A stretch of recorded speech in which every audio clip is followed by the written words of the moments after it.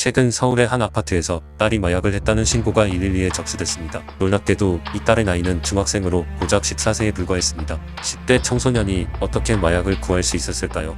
청소년들은 SNS, 포털 사이트 검색 등을 통해 스마트폰으로 마약류를 구매하는 것으로 조사됐습니다. 온라인 속 마약 딜러들이 기분이 좋아진다, 돈이 되는 사업이다 등의 광고로 청소년들을 꿰며 마약을 권장하고 호기심을 이기지 못한 청소년들이 마약으로 빠지게 되는 것입니다. 대검찰청은 19세 이하 청소년 마약사범은 2020년 기준 313명으로 2019년 대비 31% 증가했으며 2016년 121명보다 158.7%가 급증했다고 밝혔습니다. 이는 공식 통계에 포함되지 않은 수치까지 추합하여 보았을 때 약 10배 이상의 청소년이 마약류에 중독되었을 것으로 추정할 수 있습니다. 10여 년 전만 해도 마약 청정국이라 불리던 우리나라는 이제 10대 청소년들도 손쉽게 마약을 구매해 취약할 수 있는 마약주의국이 되어버렸습니다. 청소년들은 왜 마약에 빠졌을까요? 청소년의 약물 남용은 호기심 외에도 정서적인 긴장, 불안, 우울, 권태, 외로움 등의 상황으로부터 회피하고자 할 때 하나의 좋은 도피 수단입니다. 모방성이 강한 청소년기는 쉽게 유혹에 빠질 수 있고 중독성이 강해 초기에 발견하거나 가능성을 차단하지 않으면 치료 후에도 다시 약물에 빠지게 될 가능성이 높습니다. 10대 청소년들에게 유행처럼 번진 펜타닐.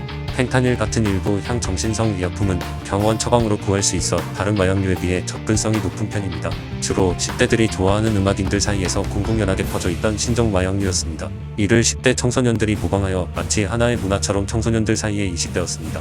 펜타닐은 말기암, 만성통증 등으로 고통이 큰 환자에게 처방되는 합성아편 계열의 마약성 진통제입니다. 펜타닐은 주사약뿐만 아니라 패치 등 다양한 형태로 의사의 처방이 있으면 구입이 가능한 의약품으로 판매되고 있습니다. 또한 해외 직구를 통해 마약을 밀수하고 메신저 채팅앱으로 밀수한 마약을 판매하기도 합니다. 아편계 진통제 모르핀을 100배 농축한 것이 헤로인이고 헤로인을 100배 농축한 것이 펜타닐이기에 중독성이 매우 높습니다. 중독되면 뇌성, 이존성 등의 금단 증상이 심하며 구토, 피로감, 두통, 불면, 호흡 억제 등 심각한 부작용을 유발할 수 있습니다. 신종 거래 방법인 일명 던지기 수법으로 마약을 구하는 사례가 끊이질 않고 있습니다. 이러한 현실은 10대들이 펜타닐 혼합용 범죄에 대해 안이한 생각을 가지고 있다는 점을 여실히 보여줍니다. 펜타닐이 진통제로도 사용되는 약품인 만큼 초범일 경우 처벌을 받지 않을 거라며 가볍게 생각하는 경향이 있는 것입니다. 하지만 펜타닐은 마약성 진통제에 해당함을 잊지 말아야 합니다.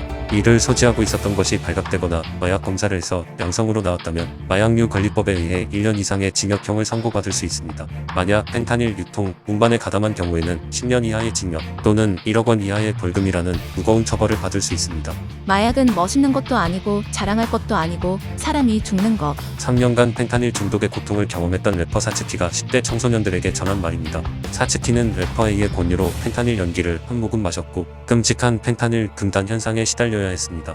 단 한 번의 잘못된 선택으로 삶을 무너뜨릴 수 있습니다. 마약, 호기심을 가져서도 남에게 권해서도 안 됩니다. 구독과 좋아요를 눌러주세요.